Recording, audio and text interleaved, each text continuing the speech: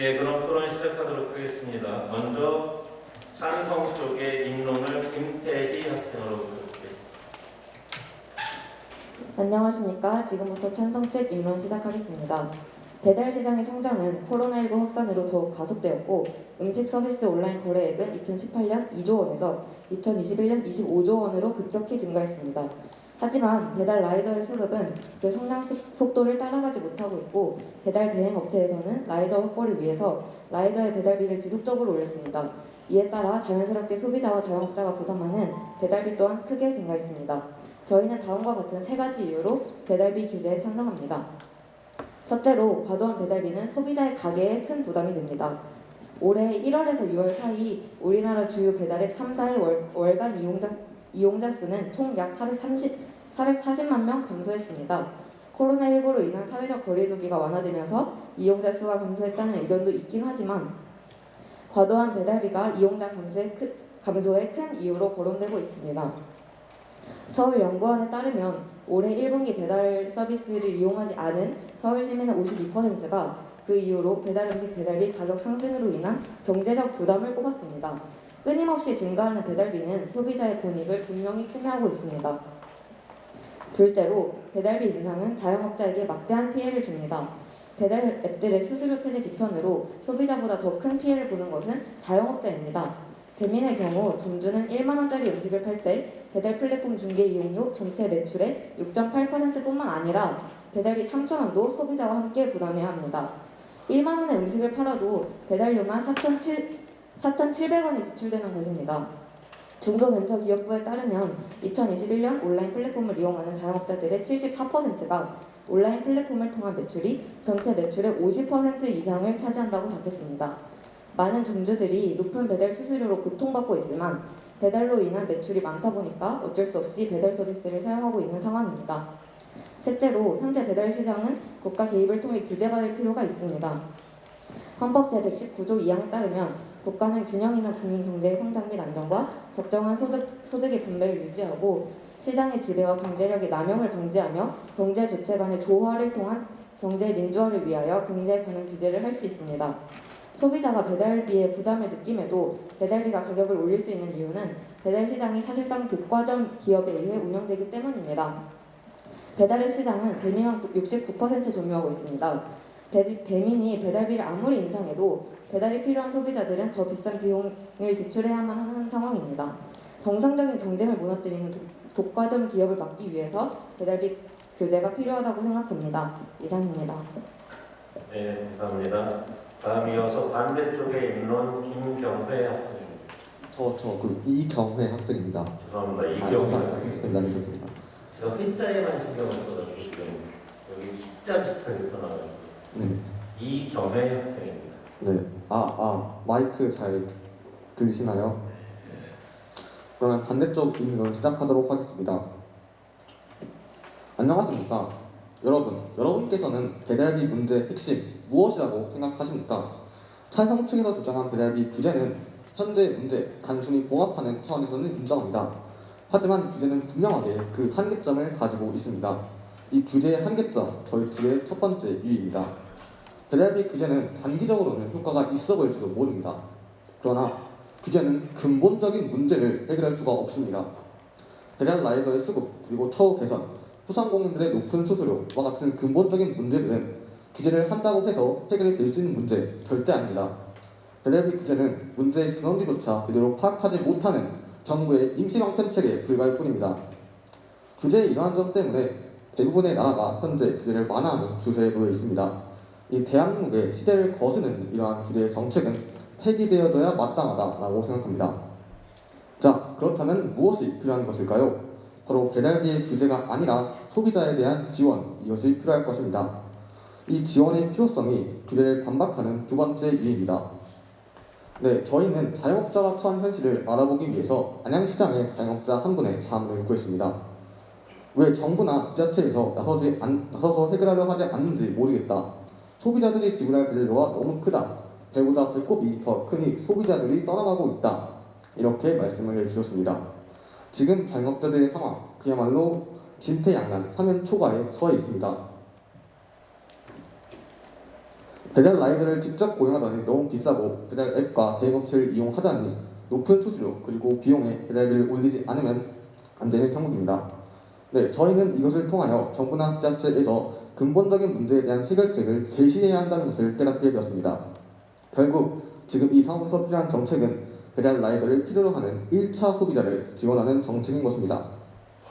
따라서 마지막 이유는 배달비 규제가 아닌 1차 소비자 지원책입니다. 저희 반대측은 공공배달 서비스를 도입할 것을 주장합니다. 지자체와 시장과 협력해서 배달 라이더를 고용합니다. 배달 라이더에게는 확신은 4대고 그 중에서도 특히 산재보험을 보장합니다. 배달 라이더에 대한 처우가 좋아지게 된다면 라이더를 얻기 위한 과외 경쟁 또한 사라지게 될 것이며 결국은 배달비도 줄어들게 될 것입니다. 지자체는 시민들의 신뢰를, 라이더는 직업의 안정성과 복지를, 소비자는 저렴한 음식을, 그리고 자영업자는 줄어든 수수료, 그리고 소비자를 얻는 1거 4득의 정책인 것입니다. 지역의 경제를 살리는 이러한 정책이야말로 지역 경제 살리기 정책이라고 보고 있습니다. 정부는 더 이상 배달 라이더들의, 소비자들의, 그리고 자영업자들의 문제를 외면하고 회피하는 것이 아니라 그들을 지원함으로써 자신의 역할을 다하는 것이 정부의 존재 이유라고 생각합니다.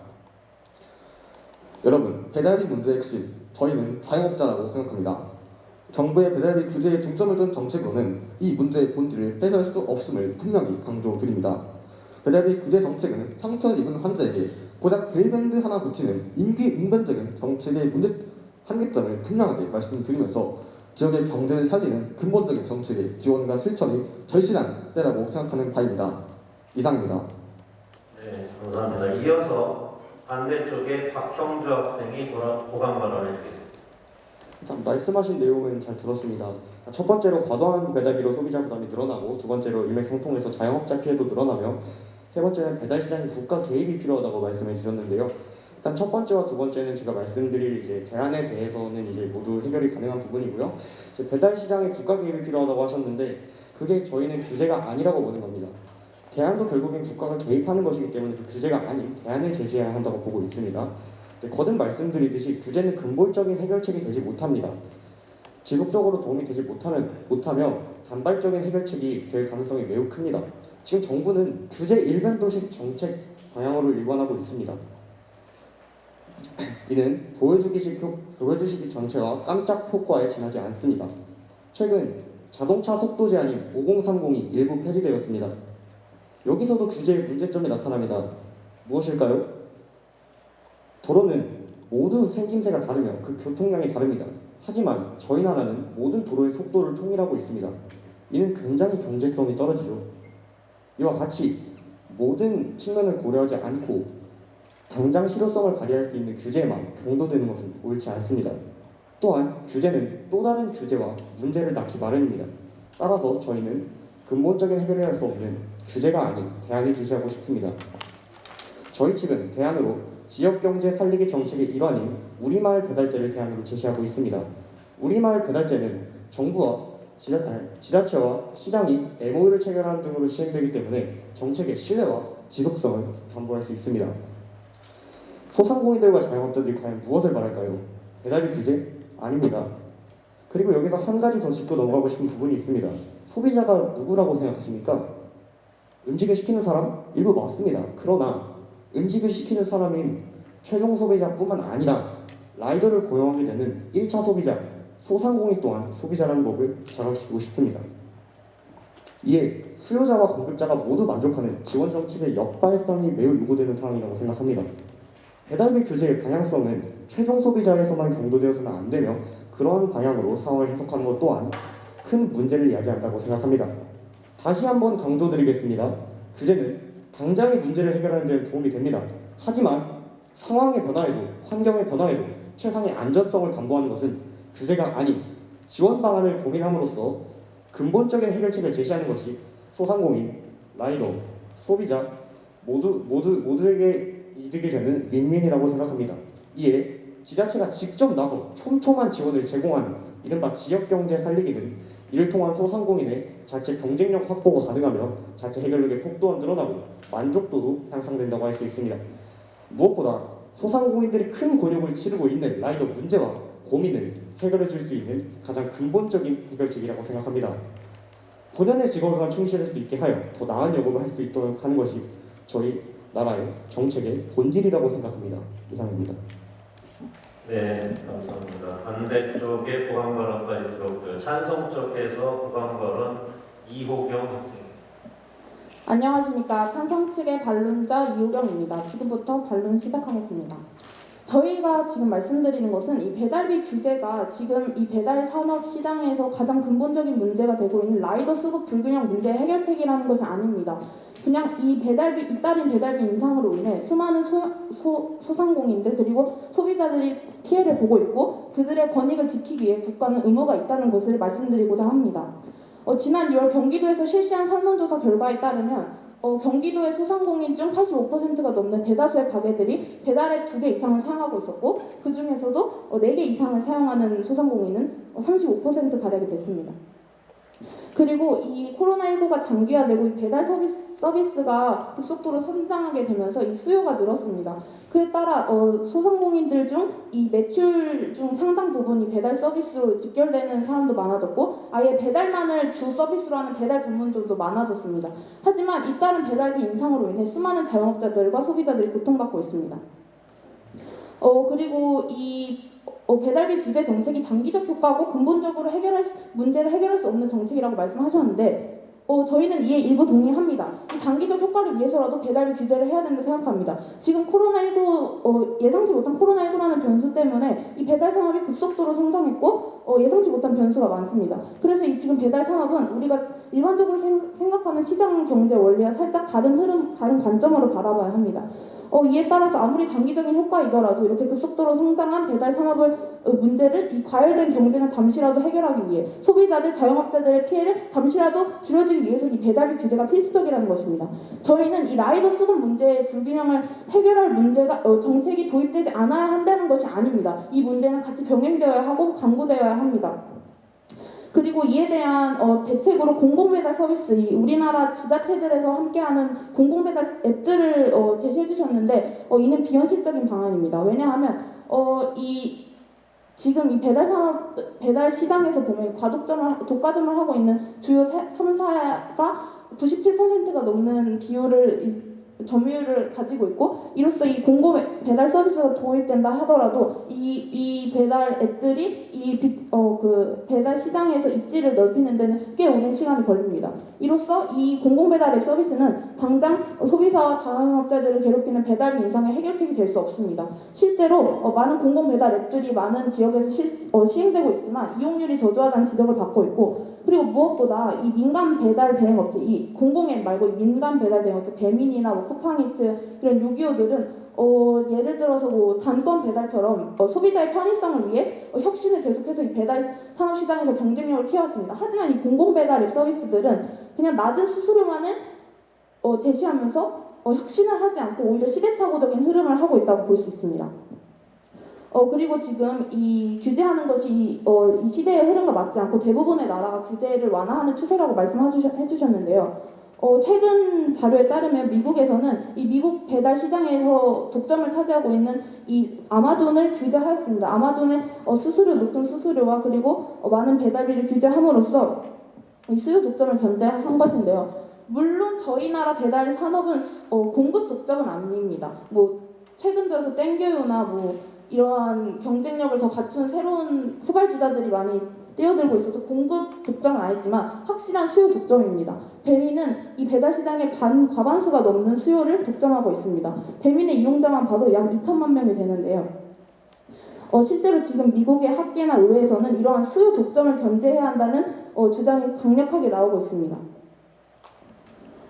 저희는 다시 한번 말씀드리지만 이 배달비 규제가 라이더 수급의 문제 해결을 하는 것을 방해하는 것이 아니라 이 라이더 수급 문제의 근본적인 해결책과 이 배달비 규제가 같이 가야 하는 문제라고 생각합니다.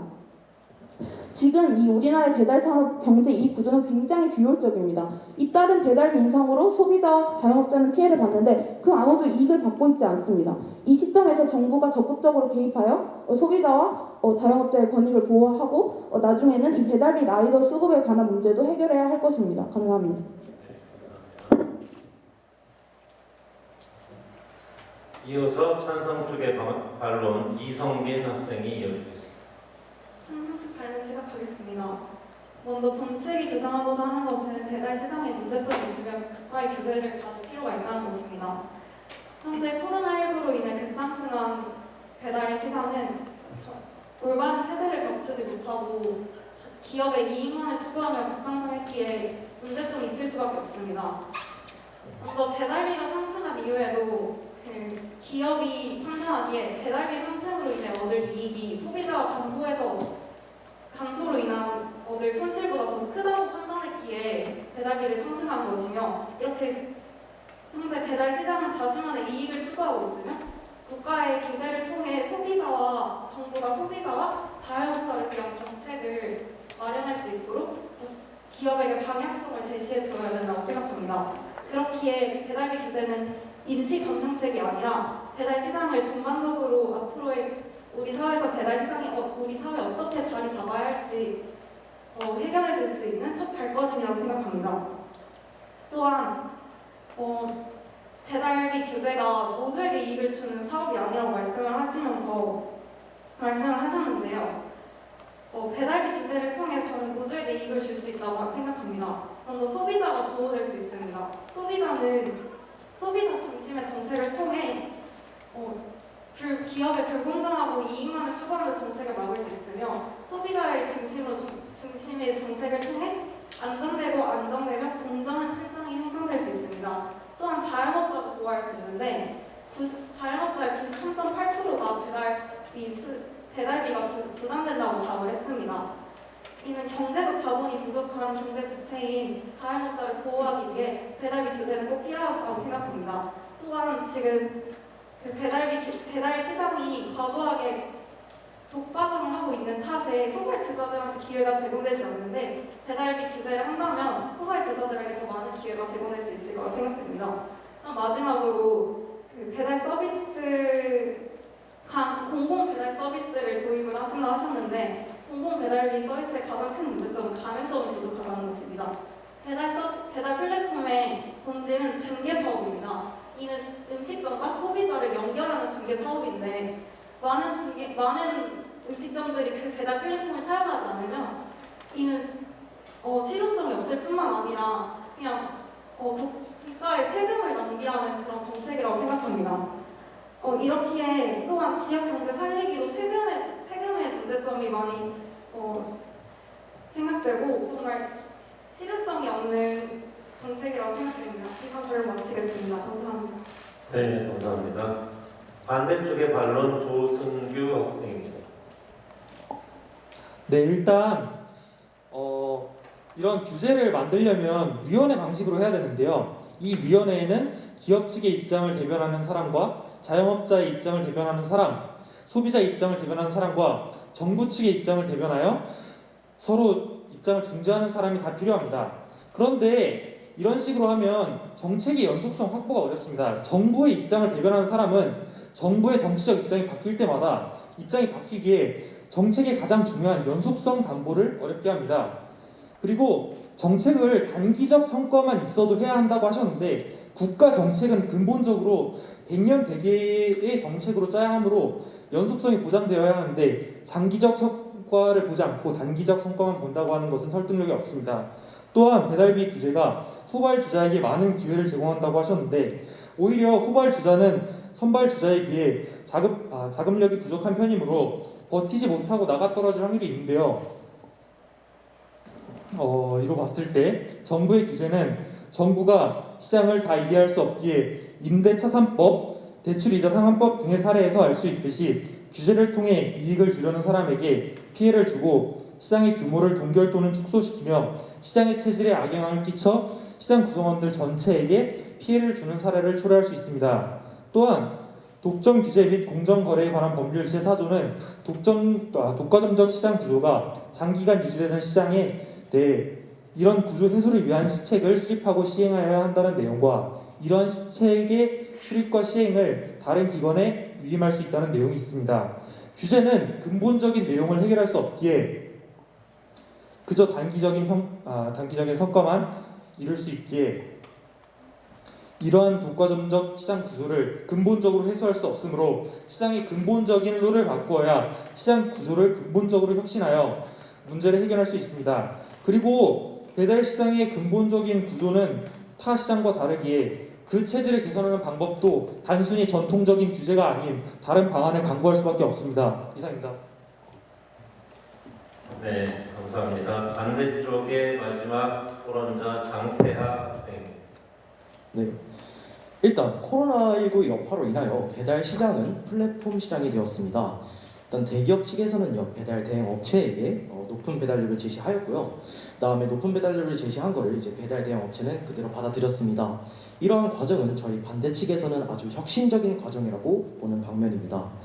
지금 현재 정부는 배달비 규제를 제시하고 있는데요. 저희 반대 측 입장에서는 이러한 규제는 임기응변적 긴급봉합적 수술 조치라고 생각을 합니다. 물론 이런 정책이 단기적으로 보았을 때는 되게 효과적이고 좋다고 생각을 할 수 있겠습니다. 하지만 장기적으로 보았을 때는 어떠할까요? 저는 솔직히 장담할 수 없을 것 같습니다. 애초에 정부 지자체의 설립 목적은 경제 상생의 협력에 경제 윤리적 가치를 중시한다고 나와 있습니다. 과연 배달비 규제가 이러한 정부 지자체의 설립 목적에 맞을까요? 이것도 다시 한번 생각해 볼 필요가 있을 것 같습니다.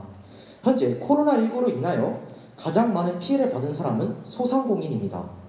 하지만 정부 측에서는 소상공인을 위한 대책도 늦게 마련해 주었고 그 늦게 마련해준 대책이 바로 돈의 지원입니다. 하지만 이런 돈의 지원은 근본적인 해결책이 될 수 없습니다. 그렇기 때문에 이러한 것은 오히려 소상공인을 두 번 죽이는 것이 아닐까라는 생각이 듭니다. 정부의 규제에 경도된 정책은 그 문제의 씨앗을 근본적으로 해결할 수 없습니다. 예를 들면은 아파트 붕괴 사고 등으로 인한 안전 사고의 반복과 그다음에 휴대폰 요금제가 대표적 예시가 되는데요. 이러한 것들은 독과점 시장에 또 다른 가격 상승의 빌미를 제공해 준다고 봅니다. 이에 저희는 지역 공동체 운영제를 제시합니다. 규제는 최선의 방식이 될 수 없다는 의견이었습니다. 감사합니다. 네, 감사합니다. 찬성 쪽의 마무리 발언은 남았는데요. 찬성 쪽에 이미 본 토론하면서 추가 발언하실 수 있는 게 거의 다 쓰셨어요. 그래서 형평성의 측면에서 찬성 쪽의 마무리 발언 듣다가 3분 30초 정도까지는 가능할 거거든요. 그 이상이 넘으면 제가 끊겠습니다. 무슨 얘기인지 아시겠죠? 예, 찬성 쪽의 마무리 발언 김연우 학생입니다. 안녕하십니까. 최종 변론자 김연우 최종 변론 시작하겠습니다. 현재 배달 산업의 상황을 배달비 인상의 심각성을 말씀드리고 싶습니다. 배달비 인상으로 많은 국민들과 소상공인들은 부담을 느끼고 있습니다. 자영업자들은 배달이라는 경제력을 잃을 수 없어 손해를 보면서도 어쩔 수 없이 배달앱을 계속 사용하고 있습니다. 배달비 인상으로 음식값 또한 인상되고 있습니다. 이러한 부담은 소비자들이 결국 모두 부담해야 되는 결과가 초래합니다. 국가는 국민과 자영업자들의 권익을 보호하기 위해서 최선을 다할 의무가 있습니다. 또한 현재 특정 배달 플랫폼의 독과점으로 배달비가 인상되어도 어쩔 수 없이 비싼 배달료, 비싼 음식값을 내야 합니다. 소비자들은 배달 서비스를 이용하기 위해서 울며 겨자 먹기로 비싼 배달료를 지불해야 되는 상황이 발생합니다. 이는 소비자들에 대한 배달앱의 갑질이라고 볼 수 있습니다. 또한 배달 기업의 독과점은 배달 중소기업들에게 시장에 나갈 수 있는 최소한의 기회를 빼앗아갑니다. 이러한 상황이 오면 배달 기업의 다양성을 해치게 되는데요. 한국 배달 기업의 기반이 약해지는 것입니다. 배달 기업의 자율성 침해보다 배달 기업의 독과점이 국민들에게 더 부정적인 영향을 미칠 것입니다. 따라서 하루빨리 배달 기업의 독과점을 견제해야 하는데요. 배달비 규제는 배달 기업의 독과점을 견제하기 위한 좋은 수단이 될 것입니다. 배달비 규제는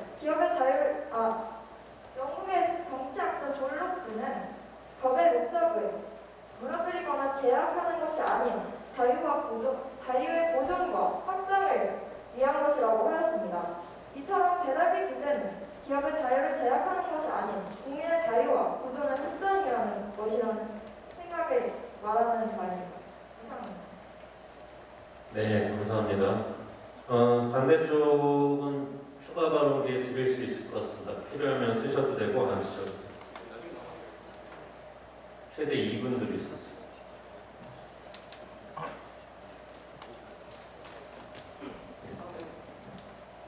일단은 제가 말씀을 드리고 싶은 게요. 근본적으로 배달비를 규제를 하면 배달비가 하락된다라는 말을 하고 계시는데 일단은 배달비 인상이 심각하고 그렇기에 저희가 대안을 제시를 한 건데요. 일단 국민이랑 자영업자의 권익이 모두 필요하다고 하셨고 근데 저희가 제시한 대안에 대해서는 현실성이 부족하다고 하셨습니다.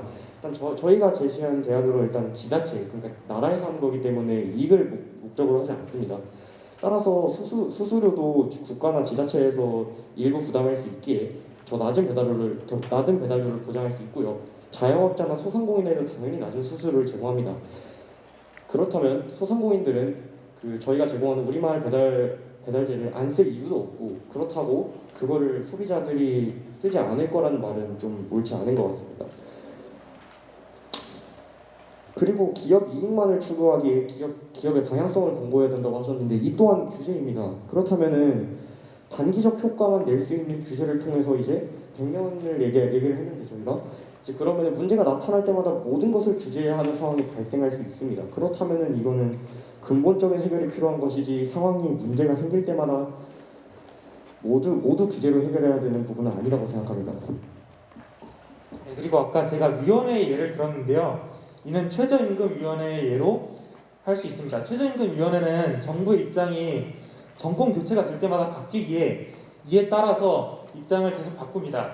그리고 이게 시장 점유율을 사기업들로부터 가져오는 게 비현실적이라고 하셨는데요. 쿠팡이츠 예를 들면 이거 반박할 수 있습니다. 쿠팡이츠는 모기업 쿠팡이 압도적인 자본력을 바탕으로 배달통으로부터 시장 점유율 3위 자리를 탈환했는데요. 정부의 자금력이 쿠팡의 자금력보다 부족하지는 않을 것이기에 저는 정부가 뭐 어떤 기업을 대신해서든 시장의 한 축이 될 수 있을 거라고 보고 있습니다. 정리하겠습니다. 혹시 찬성 쪽 시간 필요하시면 30초 드릴 수 있어요. 쓰시겠어요?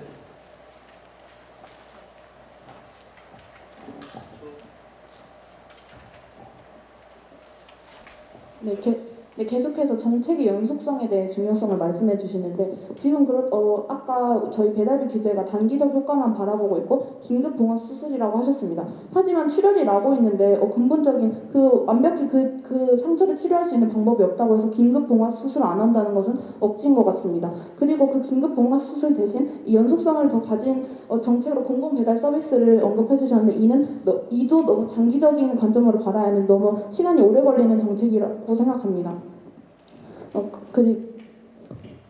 그리고 현재 지금 국가 개입을 해서 이 규제하는 게 이 전통적인 규제가 4차 산업혁명 시대에 좋은 방법이 될 수 있다는 것을 말씀드리고 싶습니다. 언급해 주신 것처럼 현재 저희가 많이 흔히 알고 있는 최저임금 제도 같은 경우에도 이 가격 통제의 대표적인 예입니다. 이로써 국민은 권익을 보호받을 수 있고 국가는 이를 의무를 다하고 있는 것입니다.